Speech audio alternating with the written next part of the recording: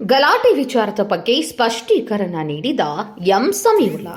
ಅರಸೀಕೆರೆ ಮಾಜಿ ನಗರಸಭೆ ಅಧ್ಯಕ್ಷ ಎಂ ಸಮೀವುಲ್ಲಾ ಸುದ್ದಿಗೋಷ್ಠಿ ನಡೆಸಿ, ನಗರದಲ್ಲಿ ಶುಕ್ರವಾರ ಬಿಎಚ್ ರಸ್ತೆಯಲ್ಲಿ ನನ್ನ ಮಗ ಸೋಫಿಯಾನ್ ಹಾಗೂ ಮತ್ತೊಬ್ಬರು ಬೈಕ್ ಸವಾರರ ಮಧ್ಯೆ ಓವರ್ ಅಟ್ಯಾಕ್ ವಿಚಾರದ ಬಗ್ಗೆ ಗಲಾಟೆ ನಡೆದಿದ್ದು ಗಮನಕ್ಕೆ ಬಂದಿದೆ. ಗಲಾಟೆ ಮಾಡಿಕೊಂಡ ಇಬ್ಬರು ಕೂಡ ಗಲಾಟೆ ನಡೆದ ದಿನವೇ ತಮ್ಮ ತಮ್ಮ ತಪ್ಪುಗಳನ್ನು ಒಪ್ಪಿಕೊಂಡು ಇತ್ಯರ್ಥ ಮಾಡಿಕೊಂಡಿದ್ದಾರೆ. ಆದರೆ ಹಿಂದೂ ಮುಸ್ಲಿಂ ಅನ್ನೋ ಭೇದ ಭಾವ ಇಲ್ಲದೆ ಬಾಳುತ್ತಿರುವ ನಮ್ಮ ಅರಸೀಕೆರೆ ಕ್ಷೇತ್ರದಲ್ಲಿ ಕೋಮು ಗಲಭೆ ಸೃಷ್ಟಿ ಮಾಡಲು ಎನ್ಆರ್ ಸಂತೋಷ್ ಎಂಬ ವ್ಯಕ್ತಿ ಹಿಂದೂ ಹುಡುಗನನ್ನ ಮುಸ್ಲಿಂ ಗೂಂಡಗಳು ಹೊಡೆದ್ರು ಎಂದು ಹೇಳಿ ಪಿಪಿ ವೃತ್ತದಲ್ಲಿ ಮುಸಲ್ಮಾನರು ಗಂಡಸರಲ್ಲ, ಇಂತಹ ಕೋಮು ಗಲಭೆ ಮಾಡುವ ಪ್ರಚೋದನೆ ಹೇಳಿಕೆ ನೀಡುತ್ತಿರುವುದು ಸರಿಯಲ್ಲ.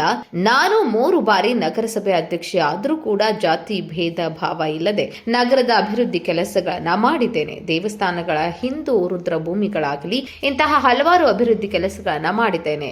ಈ ಎನ್ಆರ್ ಸಂತೋಷ್ ಮುಸಲ್ಮಾನರ ಮದುವೆಗಳಿಗೆ ಹೋಗ್ತಾನೆ, ದರ್ಗಾಗಳಿಗೂ ಹೋಗ್ತಾನೆ, ಮುಸಲ್ಮಾನಗಳು ಗಂಡಸರಲ್ಲ ಎಂದು ಹೇಳಿಕೆ ನೀಡುತ್ತಾನೆ. ಇಂತಹ ನೀಚ ಮನಸ್ಥಿತಿ ಇಟ್ಟುಕೊಂಡಿರುವ ತನ್ನ ರಾಜಕೀಯಗೋಸ್ಕರ ಧರ್ಮಗಳ ಬಗ್ಗೆ ಗಲಭೆ ಸೃಷ್ಟಿ ಮಾಡ್ತಿದ್ದಾನೆ.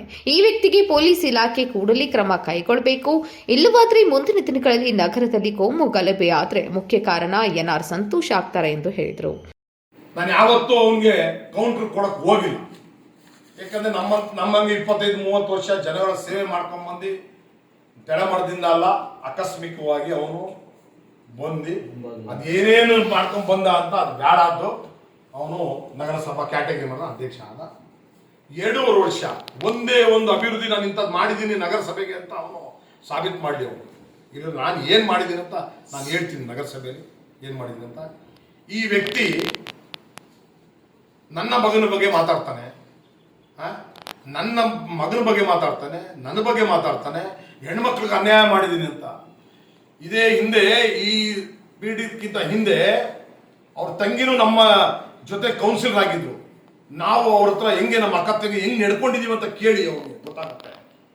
ಇವನು ನಗರಸಭೆ ಸದಸ್ಯ ಆಗಿ ಗೆದ್ದ ತಕ್ಷಣನೇ ಬಂದು ನನ್ನ ಹತ್ರ ಆಶೀರ್ವಾದ ತಗೊಂಡು ಹೋಗ್ತಾನೆ. ಆ ಸ್ಥಳದಲ್ಲೇ ಇವನು ಇನ್ನೊಂದು ಅದೇ ಪಾರ್ಟಿ ಒಂದು ಹೆಣ್ಮಗು. ಅವತ್ತು ನಾವು ಇವನ್ಗೆ ಒಳ್ಳೆಯವರಾಗಿದ್ವಿ. SLN Yogish, empower news, Arsikere.